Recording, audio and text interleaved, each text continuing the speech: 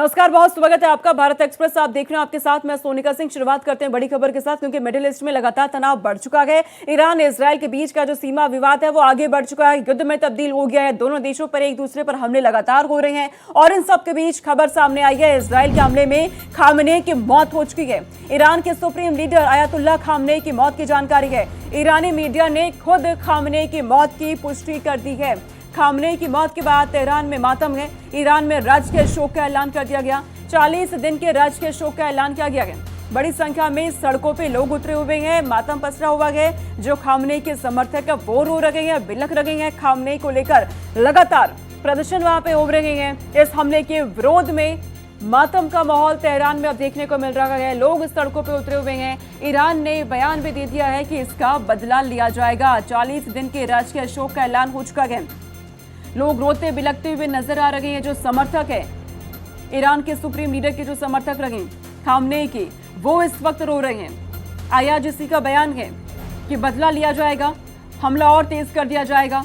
और लगातार जो अमेरिकी सैन्य ठिकाने हैं वहां पे इराक की तरफ से हमले हो भी रहे हैं। इस वक्त हमलों को और तेज कर दिया गया है, यानी कि साफ तौर पे अब ये संकेत है कि युद्ध आगे बढ़ने वाला है। मिसाइलें तैनात कर ली गई हैं, बयानबाजियों का दौर और तेज हो चुका है, एक दूसरे पर हमले तेज कर दिए गए हैं।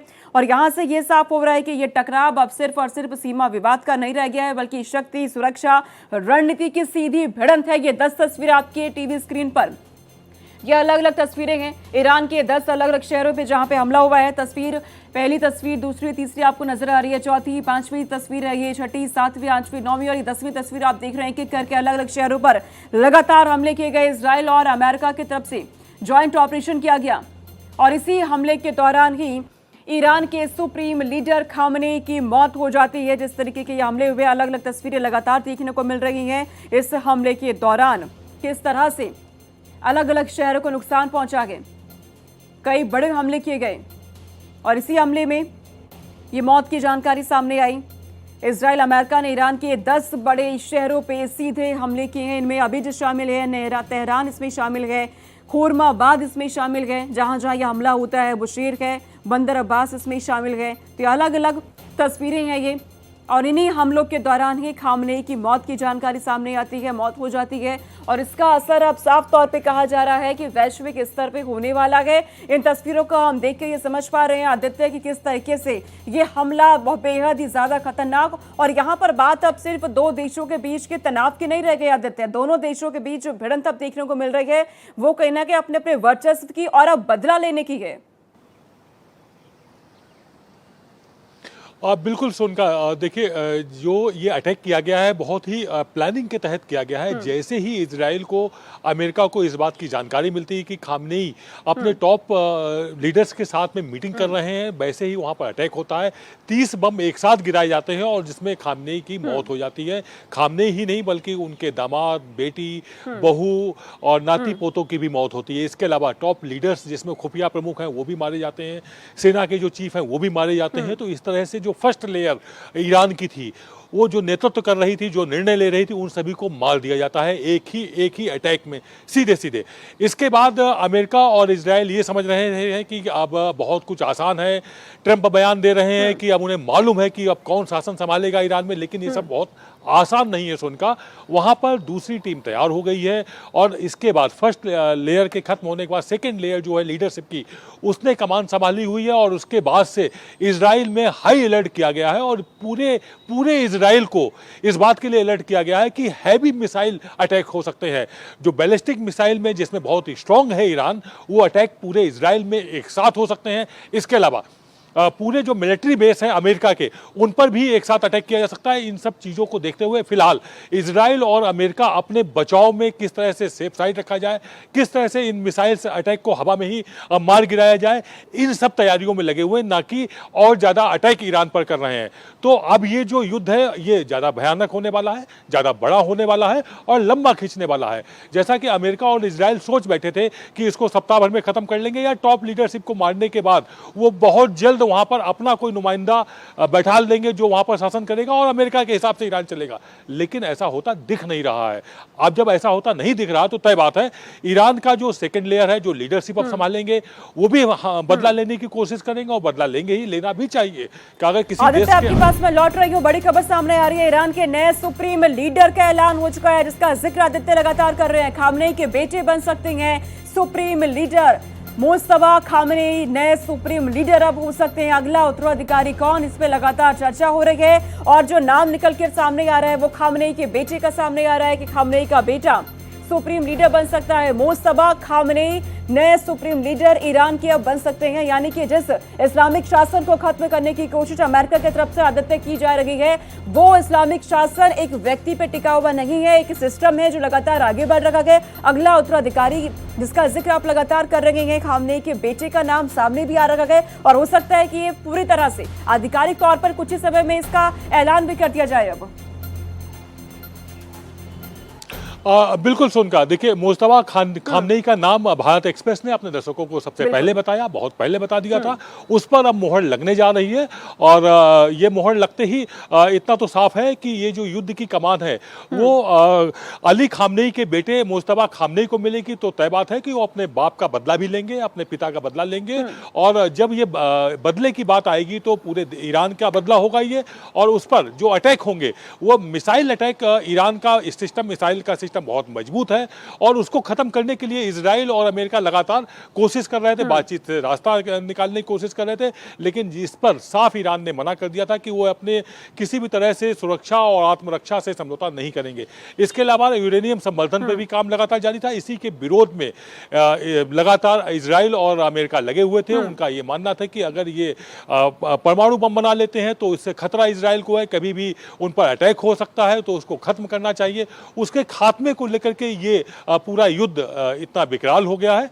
अब जबकि मुस्तफा खामनेई अब से थोड़ी ही देर में सत्ता संभाल लेंगे, ऐसी मुझे जानकारी है। और वो जैसे ही सत्ता संभालेंगे तय बात है उसके बाद जो आक्रमण होगा ईरान का वो काफी बड़ा और काफी भारी आक्रमण होने वाला है। बिल्कुल, और जिस तरह की रणनीति ईरान में बन रही है उससे ये भी साफ हो रहा है कि क्योंकि मैं आपके पास लौट रही हूँ आदित्य, इस वक्त एक और बड़ी खबर सामने आ रही है। पल पल के अपडेट भारत एक्सप्रेस लगातार सबसे पहले आप तक पहुंचा रहा है। सिविल एविएशन मिनिस्ट्री का बयान भी सामने आ चुका है। लगातार जो हालात बने हुए हैं उस पर आज भी कैंसिल हो सकती हैं फ्लाइट। 400 से ज्यादा फ्लाइट्स के कैंसिल होने की जानकारी। एयर स्पेस पर पाबंदियों की वजह से ये बड़ा फैसला लिया गया है। इजराइल ईरान युद्ध के चलते ये पाबंदियां लगी हैं। 28 फरवरी को 410 फ्लाइट कैंसिल की गई थी और जानकारी अब ये मिल रही है, सिविल एविएशन मिनिस्ट्री का ये बयान है कि आज भी फ्लाइट्स को कैंसिल किया जा सकता है।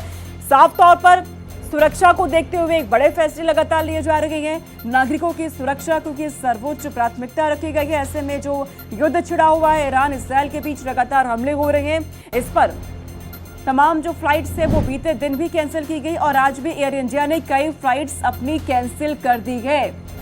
AI 131 Mumbai London flight cancel की गई, दिल्ली बर्मिंघम फ्लाइट को कैंसिल किया गया है। तो लगातार फ्लाइट्स को अब कैंसिल किया जा रहा है। नागरिकों की सेफ्टी, उनकी सुरक्षा को देखते हुए बड़े फैसले लिए जा रहे हैं।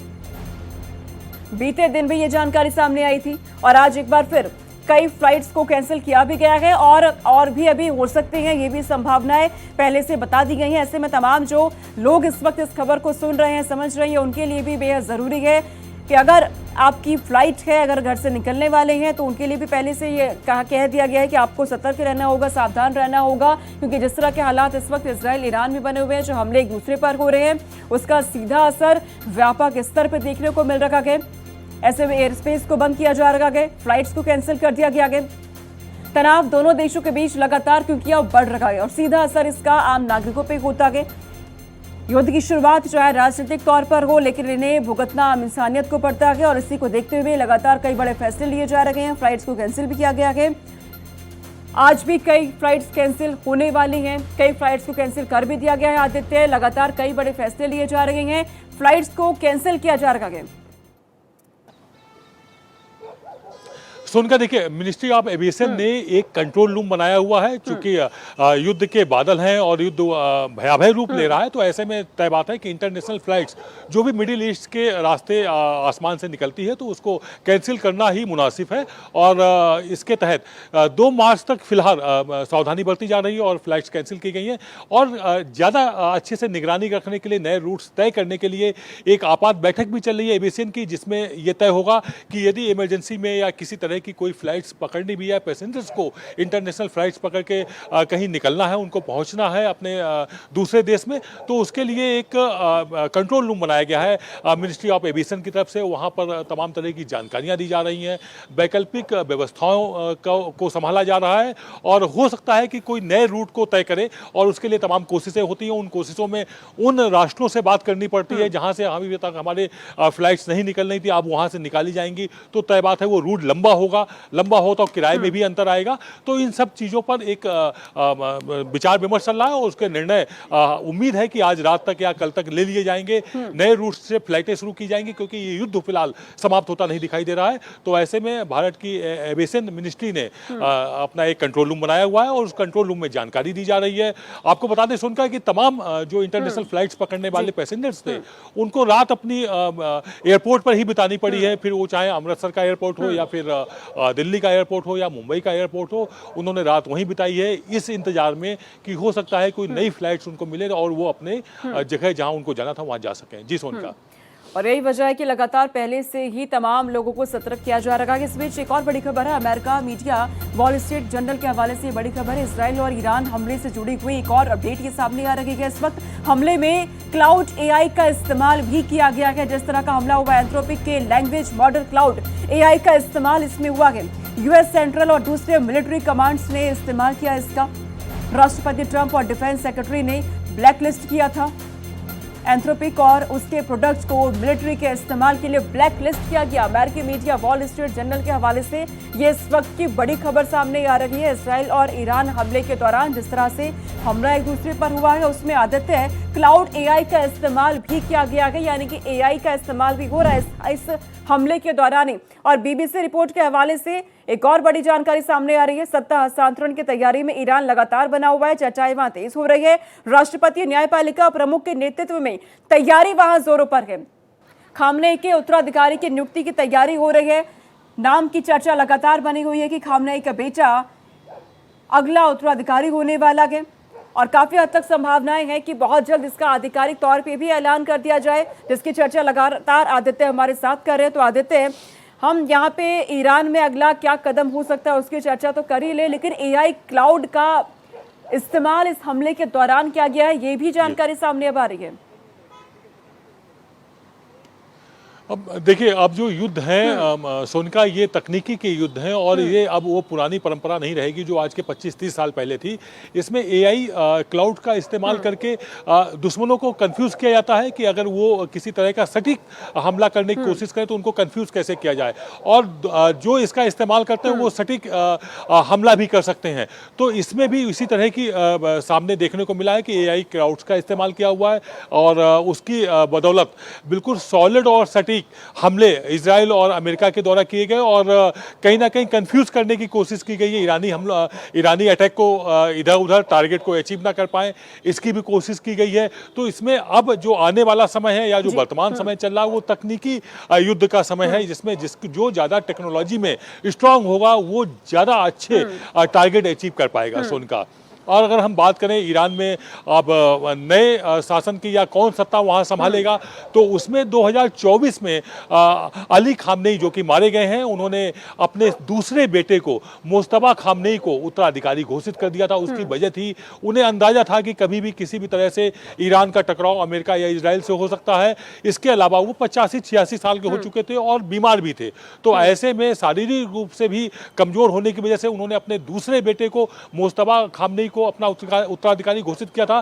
तो अब इसको पूरी तरह से मोहर लगाने का काम वहां की जो कमेटी है, जिसमें राष्ट्रपति हैं, जिसमें वहां के मुख्य न्यायाधीश हैं, जो वहां के प्रमुख धर्मगुरु हैं, उनकी मोहर, उनकी घोषणा के बाद मुस्तफा खामनेई सत्ता संभालेंगे, वो प्रमुख लीडर बनेंगे, इस तरह के कयास लगाए जा रहे हैं। इस तरह की चर्चाएं काफी तेज हैं, जो कि भारत एक्सप्रेस ने आज सुबह ही अपने दर्शकों को बता दिया था कि आयतुल्लाह खोमेनी के बेटे मोस्तफा खामनेई यहाँ पर सत्ता संभालेंगे और वो या पूरे बिल्कुल सत्ता आदित्य, संभालते हैं भारत उनके सामने बड़ी एक्सप्रेस चुनौतियां लगातार होंगी एक एक अपडेट सबसे पहले पहुंचा रहा है। इस खबर को सबसे पहले आप तक भारत एक्सप्रेस ने पहुंचाया और एक एक अपडेट जानने के लिए लगातार भारत एक्सप्रेस के साथ आप बने रहिए।